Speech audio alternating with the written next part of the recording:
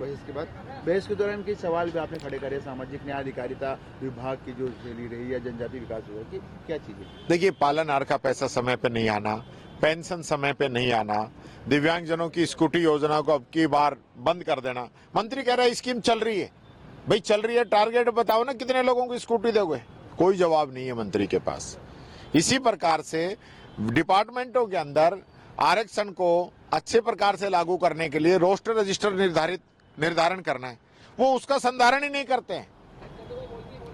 कई डिपार्टमेंटों ने ऐसा तरीका अपना रखा है कि उनकी पालना नहीं करते, और जिसकी वजह से बार बार जो है आरक्षित वर्ग के लोग, चाहे वो एससी हो, एसटी हो, ओबीसी हो, ईडब्ल्यूएस हो, सब लोगों को दिक्कत आती है।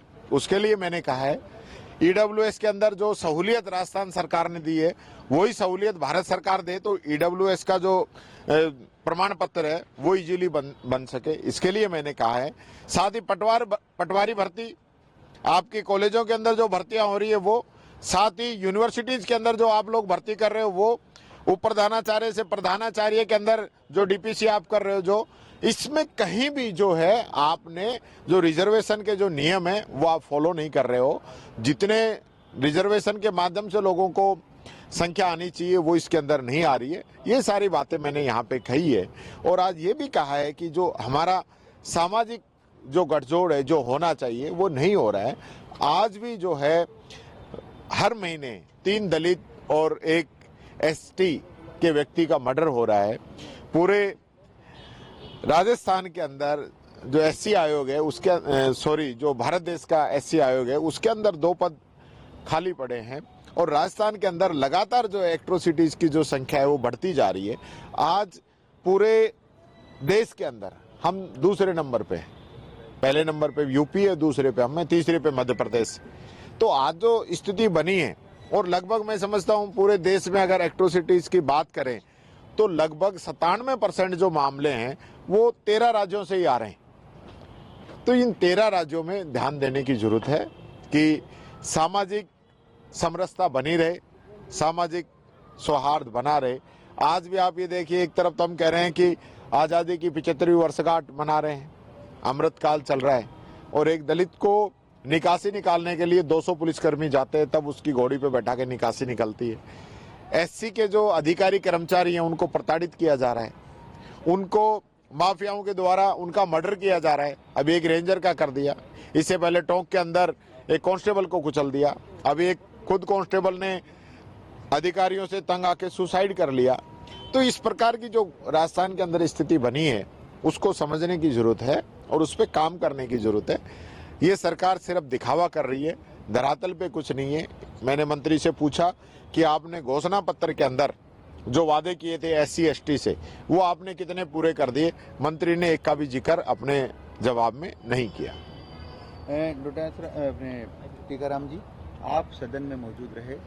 सदन में बहस के दौरान आप ही की पार्टी के गणेश गोगरा के शब्दों से जूता शब्द का इस्तेमाल हुआ, जिस प्रकार की भाषा का इस्तेमाल उन्होंने करा, उसके ऊपर बीजेपी के तमाम जो अलग अलग विधायक थे उनकी प्रतिक्रिया सामने आई है। आप चूंकि कुछ दिनों पहले गतिरोध था उसको टूटा है, कल ही टूटा है।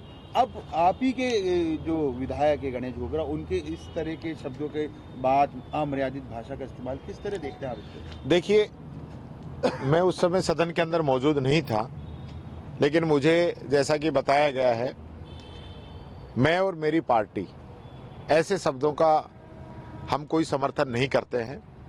अध्यक्ष जी ने मुझे बताया था, मैंने अध्यक्ष जी से बात की है, शब्द को हटाने के लिए कहा है, और माननीय सदस्य से मैं भी बात करूंगा कि भविष्य में इस प्रकार की पुनरावृत्ति नहीं हो, क्योंकि हम यहाँ पे एक इतिहास रचने के लिए आते हैं कि आने वाली पीढ़ी हमसे कोई शिक्षा लेगी, प्रेरणा लेगी कि हम लोगों ने यहाँ पे क्या किया है। ये विधानसभा है, ये इस प्रकार के शब्दों की यहाँ पे कोई जगह नहीं है।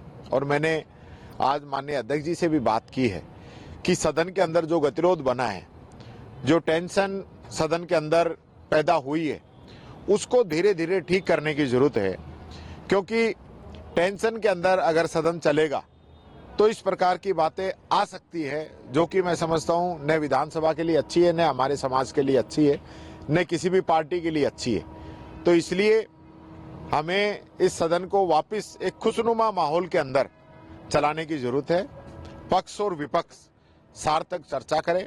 आज मैं समझता हूं इस एक टॉपिक को निकाल दिया जाए तो पूरे दिन काफी सार्थक चर्चा हुई है।